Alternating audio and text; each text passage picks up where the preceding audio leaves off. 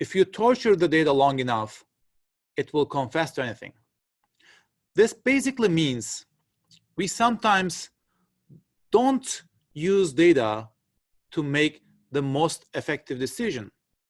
We use data to prove our point, and we use that part of data, that metric that proves our position most.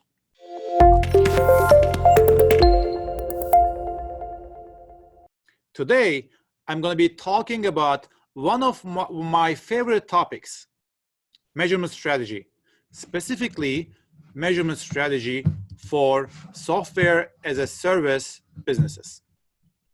Like any analytics process, let's start with a question. Why? Effective measurement is important. First, as the old analyst proverb goes, what you measure grows. It doesn't grow by itself. It grows because when we measure, we focus. When we focus, we are able to understand the user behavior, the user actions, the why behind those actions better. And that understanding enables us to take the necessary tactics, actions, and strategies in order to improve the product experience, in order to improve the user experience. Next, we have lots of metrics, but not all metrics row in the same direction. Our conversion might go up and retention might go down. What we are going to do? What KPI we are going to be basing our decision on, conversion or retention? Next, as Nobel laureate economist Ronald Coase really well put together, if you torture the data long enough, it will confess to anything. This basically means we sometimes don't use data to make the most effective decision.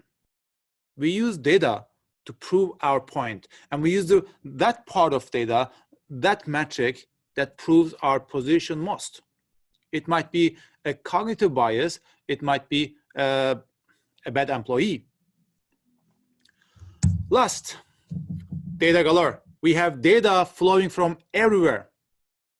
Different data sources, marketing channels, product, customer service, online, offline. So data is abundant.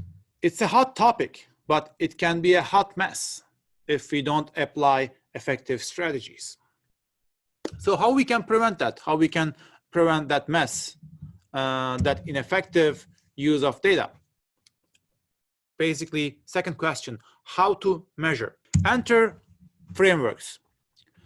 Frameworks are really effective tools to simplify complex ecosystems, complex things. It can be city planning, it can be analytics, measurement, data. In my role, I have the opportunity to work with various customers in different industries. After helping tens of them to devise their data strategy, to devise their measurement strategy, I decided to publish a book to scale my perspective, to provide my perspective at scale to various product managers and marketing managers and any product stakeholder. And measurement framework is a key part of that book. The measurement framework I built after having discussions with so many customers in different industries, building different products, is as in this slide. It is a top-down view on product health measurement. Starts with a focus metric. This is the metric that matters most to your business. We should have different metrics to measure different parts of the user experience exhaustively. So we have level 1 metrics for that. We have one metric for reach, the user base that has acquisition and retention, retained users. One metric for activation that measures the effectiveness of providing great first-time user experiences. one metric for engagement. We want more users, and we ideally want them to engage more. And one metric for retention, more short-term retention. The framework does not fit all businesses. Every business, each business is unique. So for that reason, we have one bucket to put business-specific KPIs. KPIs that are really important for that specific business case, for that specific product case.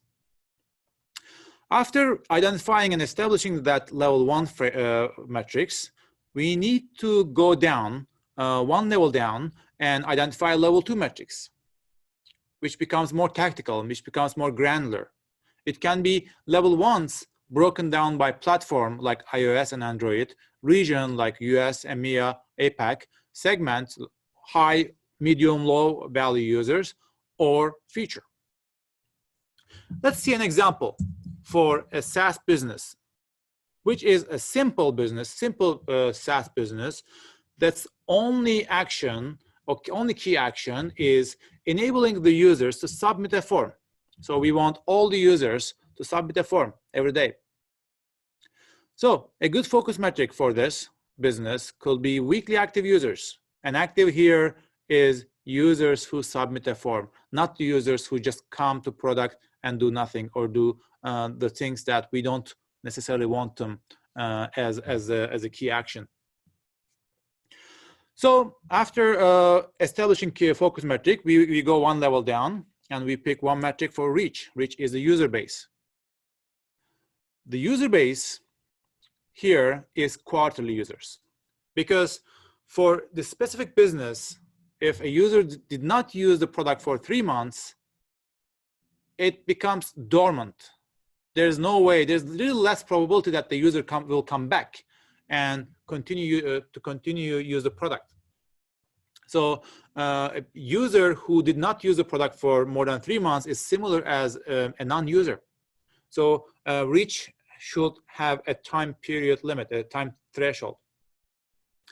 So quarterly users is our user base that we can activate every week, every month, every day.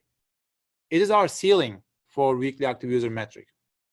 And we should ideally have 2 components of them in a healthy way. 1, acquisition, new users. 1, retained users, existing user base. Users who have been with us for like years, for quarters, for months. Second metric is activation. Again, this is a metric that captures the effectiveness, the health of first-time user experience. Here, percentage of new users who submit 3 forms in 1 week could be an activation metric. If we think it indicates long-term sustainable growth of the business, if it indicates reduction, the reduction in the probability of churn for users. I assume many people have heard Facebook's famous 10 friends in 7 days, sorry, seven friends in 10 days activation metric when they established in the beginning of their high growth phase back in, I think, 2009, 2010. So this metric is basically makes sure that we are giving a good first-time user experience to users. Next metric is engagement. We want more weekly active users and we want them to engage more, to do more key actions. Here, number of key actions per user, number of form submissions per user at weekly level could be a good engagement metric. Retention is straightforward. We want users, we want them back next week. So what % of the users come back next week and become an active user again? Last one, business-specific metric. This is a B2B business, it's a SaaS business. Ease of use is important, and we can measure that ease of use by time to submit, the time that a user spends from landing to product to submitting a form. We should ideally reduce that time that users will spend less time on our product trying to figure out where to click, what to input.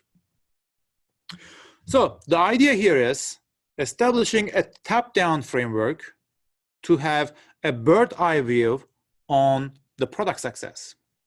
When we have that, next step is identifying owners for each KPIs. High-level KPIs can be owned by execs, product leaders. Lower-level KPIs might be owned by individuals, people who are doing hands-on work. That way, they can work on improving those KPIs, and we can have a bottom-up improvement. When we have an improvement in L2 level KPI, L1 will improve, focus will improve, and ultimately the business, the product is going to be improving.